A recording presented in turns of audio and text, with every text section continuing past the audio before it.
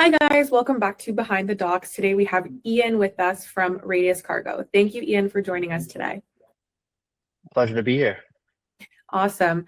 Ian, I'd love to know a little bit about you first before we kind of dive into what it is exactly you do. So tell me where did you grow up? Where are you living now? I grew up in Plymouth, Massachusetts, down on the South Shore, probably about an hour outside of Boston. I went to Maritime Academy, which is a school dedicated kind of really to logistics and anything related to shipping. I studied international maritime business there and have been in the logistics field ever since. Oh, wow.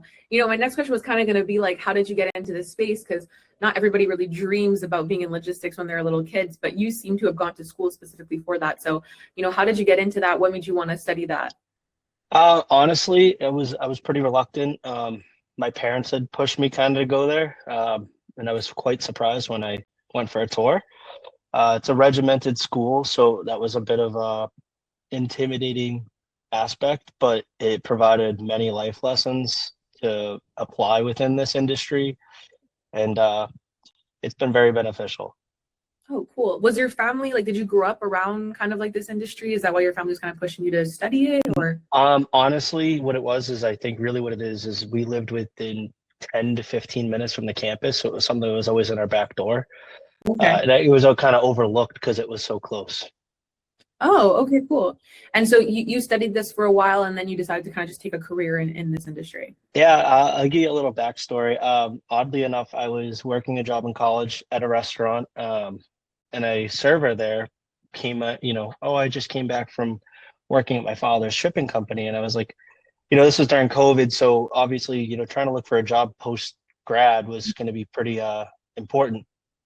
And so she said, yeah, I have my dad's shipping company. I was like, I'd love to get an internship. And oddly enough, that connection there allowed me to then intern and then come on full time post graduating in 2021. So it was pretty crazy how I got into it. I didn't necessarily know what within logistics I wanted to get into, and I'm glad I did. Been with the company ever since, so it's been Oh, great. wow. That's awesome. Yeah, because I didn't know necessarily kind of gauged how old you were, but if you finished school kind of right before COVID, you definitely built a great career for yourself at such a young age, which is insane. So congratulations. That's awesome. Thank you. I know you mentioned, Kay, your first job was serving. I've been there, done that. I still kind of do that sometimes on the side, so I understand your pain. How has that transition for you? Because so if that was your first job in serving and now you're in the logistics space, how has that been different for you? That must have been like quite a shock for you from, was that your first job that you did? No, oddly enough, I see very many similarities. I was actually back house, so I was cooking. It was a server I met with. But the good thing about being in the kitchen and warehousing is you have to be able to be quick and on your feet. An order is kind of like taking an order for food. Like there's a time to be associated to that. So working under pressure was something that I think the restaurant industry made very beneficial. Yeah. That I think anybody and everybody should at some point work a restaurant job to have that one sense of appreciation for what people do, but two, to understand that sense of urgency and how things can be done, just very quickly, I guess. Yeah, 100%. I always say that. I'm always like, you kind of tell when you go out to eat with people who's worked in a restaurant, who hasn't. I think it's a great trait that people need to learn in life because it gives you a found appreciation for Yeah, exactly, 100%. Do you miss it at all? Every once in a while. That stress is different than the stress of the Yeah. logistics field. I think it can be quite fun at times. Yeah, for sure, 100%. With your job now, what is it exactly you do? What's your role within the company? So as of 2026, I had moved into specifically this role, taking over as the warehouse manager. Prior to that, I had been doing exports for the company, as our sister company is a freight forwarder. So it was a unique transition, but an exciting one, with a whole new set of challenges. So being the warehouse manager, I wear very many hats.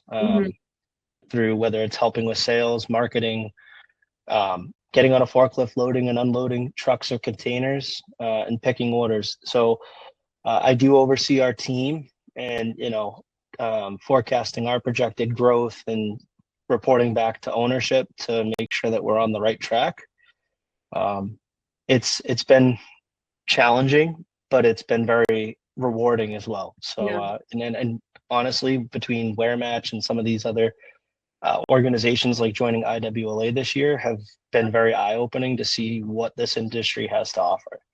100%. It's a learning experience, but also fun at the same time. You make a group of friends that you wouldn't have known, outside Yeah. of these organizations for sure. How many people do you oversee? Like, I know you said you wear a lot of hats. So how many members of the team do you oversee, like in So your right warehouse? now our team's roughly around 5 in our warehouse now. We're growing quick, so we've been utilizing temporary help in certain situations, but Mhm. overall on employees there on a day-to-day, it's roughly 5 of us. Okay. Um, and it's been great. It's trying to help people grow too, find out where people's strengths and weaknesses are Yeah. is always interesting too, because we do a couple different things within our facility, so trying to Hmm. find out where everyone fits in is pretty fun, and keeping a team with good morale is, I Yeah. think, very important as well. 100%. It's funny you mentioned staffing. I worked in staffing for a very long time, so I kind of get your pain with that too. It's a positive thing, and it could also be quite hard at the same time. I know a lot of people, like after COVID, they kind of shied away from using that model now. Like, how do you find the temporary labor helps you during your peak seasons or when you need that assistance? It's definitely very beneficial to, in situations where things get tighter or there's a lot going on. Thankfully, having gone to the IWLA convention has provided more doors to find labor through these platforms. We've worked with some in the past previously, so we had those connections too, but it's hard to find, good help on Yeah. a consistent basis, but it's very beneficial to have temporary help when you may not have enough work to hire someone on full time or even Yeah. in a part-time role. So it's really, it saves money in the long run by when you have it, because if a container takes too long to unload, all of a sudden you're getting charged detention, and Yeah. now they 100. want to put that back on us. So Yeah, 100%. To you, what do you find is like the hardest part of your job currently?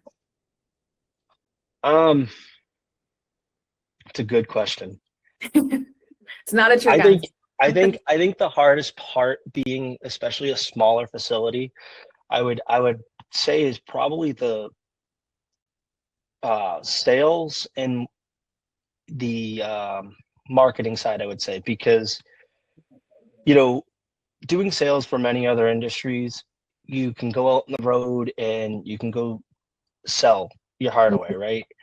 With warehousing, I've tried to find that, like, becoming as visible as possible is a very important thing, because you want people to find you, Mhm. and it's almost like a reverse sales. Like, the sales come to you, not you go to the sales. Yeah.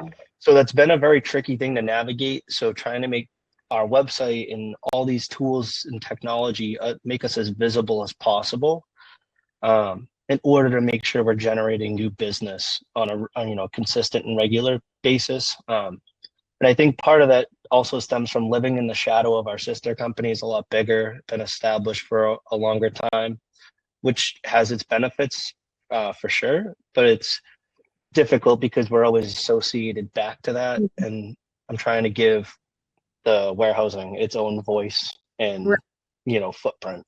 Yeah, 100%. I like the point that you made about visibility. Like, I'll definitely come back to that for sure. When it comes to like your job, I think sometimes there's a lot of like, challenges, and there's a lot of, negativity that are happening in the world and all that. To you, what's your favorite part of working in the industry, whether it's, in your role specifically or just in your career so far? I've loved, and this will kind of tie back into also just working for the company I do. I love the ability that my opinion matters, but Mhm. in terms of working with, like, our customers, my favorite part is just having the ability to come up with customized solutions for people and not do everything the same for everybody.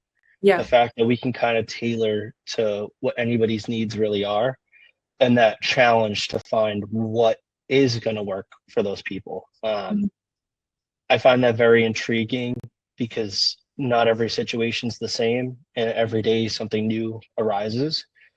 especially with, I mean, like you just said, everything going on in the world. We're a bonded facility, so I'm constantly seeing the whole custom side of things related to tariffs. So it's always a new challenge to help provide a solution to help, whether it's save a customer money or make their life easier through overflow. So 100%. I think it's awesome the fact that you're able to still keep such a personal relationship with your clients and give A1 service to each person. I think that's something that it's a lot harder when you're a bit of a bigger company to keep that type of service and satisfaction with your customers. So it's definitely something that you guys have that's more of a gold star and helps you guys stand out for sure. I know you mentioned the tariffs. It's definitely something that has affected everybody over the past 2 years. I think it's something that we keep thinking is getting better, and then it's just going away, and then it comes back even harder. Yeah. How has your team navigated that? How has it affected you guys? And what have you put in place to help you guys kind of overpass this challenge that we're all facing? So having a lot of I'm going to kind of bounce off with our sister company here, where a lot of our customers have stemmed from our freight forwarding company. It's been nice to be able to offer the solution to put your stuff in bonded, defer your duty for the time being until maybe things come down, go away. It's been very beneficial because I think at one point we had 145% tariffs on certain metals. So we have customers that are saving themselves hundreds of thousands of dollars just by putting it in storage for a couple months so that they can plan for when they want to pay that much money in duty. They don't have to just eat it all at once. It's been very beneficial, and it's been a good collaboration between our two teams, being the international and the warehousing side. So it's been very, very good. And I never would have thought it'd get used as much as it does, but I'm glad it is. So that's awesome. That sounds like a great plan, and I'm happy that it's working for you guys, and you guys have been able to pivot and navigate that. Can you tell me a little bit about what it is that Radius Cargo does exactly, what you guys specialize in, and kind of who your ideal customers are? So Radius Logistics specifically is a 3PL located just outside of Boston, helping customers with long-term, short-term storage, project cargo, oversize, fulfillment, distribution. We also help handle domestic trucking, both LTL, full truck, specialized equipment. Our facility is pretty much equipped to do anything and everything. We can assist in repacking services, kitting. It's a one-stop shop. I like to think of our facility, if you combine us with our sister company, we're 5PL Logistics. We can take your freight from China, bring it into our warehouse, distribute it, and you don't ever have to see it. We can help handle end-to-end support with 24/7 access to tracking. I think that's awesome, especially like we said, with everything happening, the fact that you guys offer so many different services probably is what's helped you guys throughout this time too. So you don't have one specific niche. You're able to kind of bounce back off what is doing well currently, which is great. I think that a lot of companies might put too much of their focus just on one specific niche, which kind of hurt them when the economy that is not in our favor, or everything that's happening in the world. What's one mistake that you see that's commonly made when people are choosing a fulfillment partner?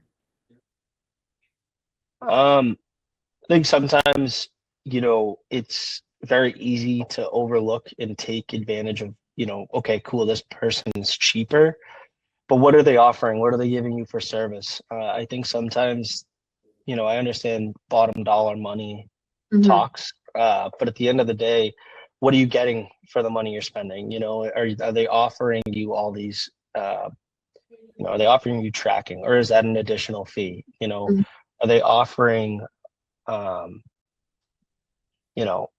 it's one of those things I find that there's a lot of people that charge an abundance of surcharges, so it looks cheaper in the moment, but then they get their invoice and they realize it's more expensive, or maybe they're not getting as much.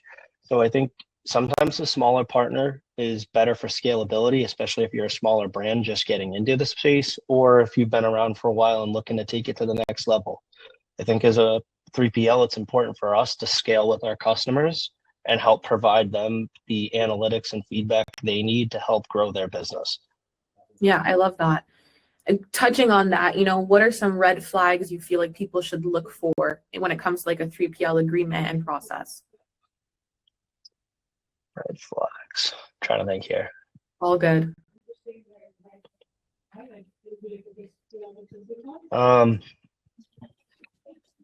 I think a big red flag, honestly, is, I see some of these warehouses tend to charge in a per square foot model, and been in situations where customers are telling us they pay for X amount of square feet a month, and they're only using half that. And I've told them that our pricing model is per piece, and how you're only paying for what you're actually holding within the warehouse. Now, if they're using, say they want 25,000 square feet, and they're only utilizing 50% of that, there's no way that their price per square foot they're paying just in storage isn't saving them. They're paying for wasted space on top of, let alone all the value added services that happen on every pick, order, receive, going in or out. So really comparing pricing, and then comparing service. What kind of vibes do you get from that relationship in an initial meeting? Being smaller, I may be more expensive at times, but are you getting a better service? So I think that's very important. I think looking at the foundations of the companies you're working with, are they publicly traded? Are they privately owned? Are they family owned and operated? I know for us, we're family owned, operated. It's been extremely beneficial because it's privately owned. They won't sell, so there's a lot of stability there with that. And being a family owned company and a smaller brand, walk me through maybe like a special case that you guys had, or a special customer request that was kind of odd, that you guys were able to handle successfully.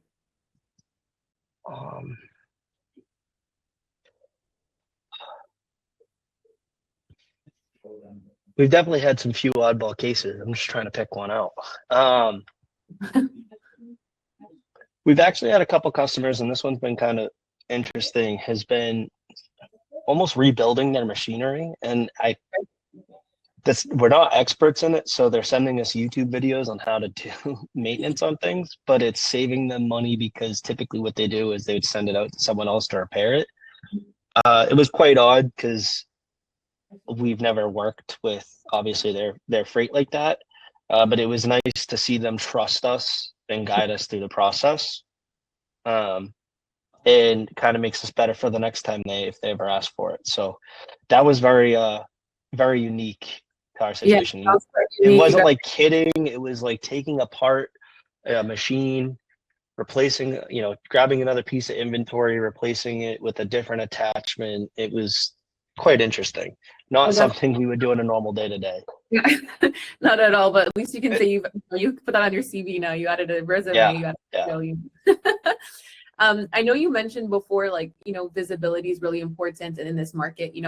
Why do you find that marketing is so difficult in this market? Where do you find the biggest struggles are to kind of bring that visibility to you as a brand? Well, I think, it's extremely important between SEO, AEO, that sort of thing. So having a strong foundation for a website, which our website was kind of thrown together. So really going through that and picking out and making sure certain keywords are in there, because if you were to search warehouses in Massachusetts, it's a matter of, if you're not on that Google list, chances are if you're 2-3 pages in, they're not getting to you. So making sure you're visible between Google, LinkedIn, you're active on social media, I think that's extremely important. And generating leads, it's hard. Like, I've done some cold calling, some cold emailing. I'm going to put it on a different level here for a second, but if you or I were looking for personal storage to go put our own, furniture in a storage units don't just call you randomly one day and say, hey, are you looking for storage? You know what I mean? You have to have a niche and a want for it. So it's important to make sure you're visible there. And if you're not, they're not finding you. So as much as it's nice that I have sales reps that are out on the road selling international freight and talking about our warehousing, again, it's kind of a mute point, because they could be showing up in a facility that they have 500,000 square feet. Why would they ever utilize a 3PL? So I think finding tools and ways to be as visible as possible is extremely important. And I think that's honestly, to tie it in, really, that's what Wear Match is helping us do now. Mm-hmm. Especially if you were to go on Wear Match right now, we're the only facility in Boston. So Yeah. it really is a big benefit for us. I know that's not going to be that way forever, but take advantage of it while I can. So 100%. I love all the points that you mentioned. Honestly, I think that, in this space, everybody's really good at what they do. A lot of companies have existed for years and years and years, but I think that now people are slowly starting to understand that they need to adapt in a more modern way. So when it comes to social media and marketing, I think it's something that they might have taken a little too long to start doing that, and now people are trying to catch up on how modern the world has gotten. I like that you mentioned a lot like the SEO. I think that that's a word that people have known for a long time, but what really piqued my interest is the fact that you know what the AEO is. I think that that's something where a lot of people have no idea what it is and don't understand the importance of it. How have you found that AEO has beneficially affected your clients or the types of deals that you get or just your visibility in general? So I'm going to shout out Matt from this one, because he was the one that actually had mentioned it, and it caused me to do a little more researching on it and then playing around with different AI models to see how people would maybe search to find us, which it's interesting because the back end work to make sure that you are showing up on these like the AI channels is different than SEO. So it's a matter of, continuing to evolve with AI. I think Yeah. AI is a great tool, but it's got to be done in the right format 100. and context.